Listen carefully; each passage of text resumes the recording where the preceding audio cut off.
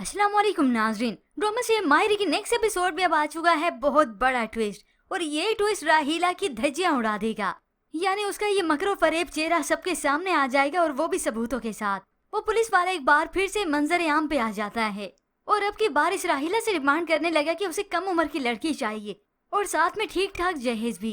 ये सुनकर राहीला परेशान नहीं हुई, क्योंकि इसका इंतजाम तो बहुत पहले ही हो चुका था। फेमी जो कि अपनी बेटी एमन की शादी कर देना चाहती, इसलिए तो राहीला ने अब इस टकले को जवाब दे दिया है। तो सही कम उम्र खूबसूरत लड़की मेरी नजर में।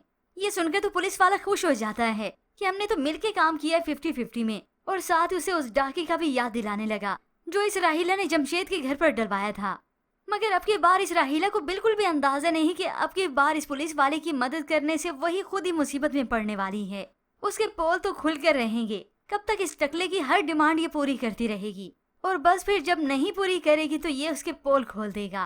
तो फिर ये राहीला फेमी को जाकर बता देती है कि मेरी नजर में बहुत अच्छा रिश्ता है, और साथ ही उसे ये भी बताएगी बड़े खाते पीते घराने से है, पुलिस वाला है, ठाट बाट है, और साथ में ये भी कहेगी कि बस थोड़ी सी उम्र में ज्यादा है।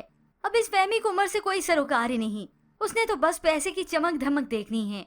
तो फेमी साइका को बताती है राहीला ने बहुत अच्छा रिश्ता बताया है। साइका ने उसे मना भी किया, छोड़ो राहीला के रिश्ते को, खुदा का खौफ करो। मगर इस फहमी पर तो जैसे पैसे का और रिश्ता करवाने का भूत सवार है। अब यहाँ पर फाकिर, जिसने आमना के कहने पर एनी का साथ दिया, उसके लिए स्टैंड लिया, और घर में एनी के लिए मेड रखवा कर दी, किचन के कामों को भी देखती है और अनाया को भी। और इसी बात को लेकर सबने फसाद बर्पा किया है, खास तौर पर इस राहीला ने, कि एनी शहजादी है कि उसके लिए मेड रखवा कर दी है। मगर अब इस मेड के आने की वजह से एनी काफी रिलैक्स हो चुकी है। आज वो खुशी खुशी कॉलेज जाने के लिए तैयार हो रही थी। तो ऐसे में फाकिर अपनी परेशानी उसे बताने लगा कि उस मेड को अनाया के बारे में सब कुछ समझा दिया था ना। एनी उसे तसल्ली देती है, हाँ अगर नहीं भी मालूम तो वो अम्मी से पूछ लेगी। ये सुनकर फाकिर परेशान होने लगा कि मैं नहीं चाहता कोई ऊंच नीच हो जाए, कुछ भी हो गया तो वो इस मेड को बाहर निकाल देंगे। वैसे भी हाथ धोकर सभी उनके पीछे पड़े हैं। मगर एनी को तसल्ली होती है कि कुछ नहीं होता। मगर होता तो तब है जब ये मेड बगैर किसी से पूछे अनाया को मेडिसिन दे देती है। और दूसरी जानिब ये राहीला फेमी को उकसाती है कि तुम जहीर भाई की बहन हो, जो तुम्हारा हक है वो अपनी बेटी की शादी में लगवाओ ना। यानी इसका मतलब जहेज से ही है, क्योंकि इस राहीला ने इस जहेज का अच्छा खासा इंतजाम भी तो करना है, वरना वो पुलिस वाले से ब्लैकमेल नहीं करेगा। यूं ये फेमी राहीला की उंगलियों पर नाच रही है। अब यहाँ पर आयशा जो कि अनाया के पास गई तो वो उठती नहीं।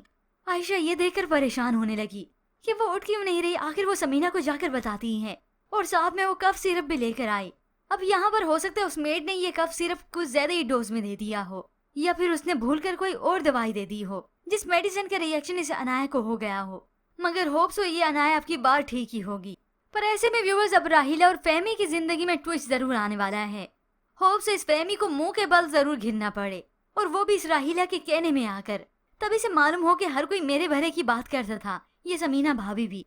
पर व्यूअर्स, आपको क्या लगता है अब की बार इस राहीला की सारी चालें और सारा मकरो फरेब चेहरा क्या सबके सामने आ जाएगा? इसके मुतालिक हमें अपनी कीमती राय का इजहार जरूर कीजिएगा। मज़ीद ड्रामा रिव्यूज के लिए आप देखते रहिए उर्दू टीवी।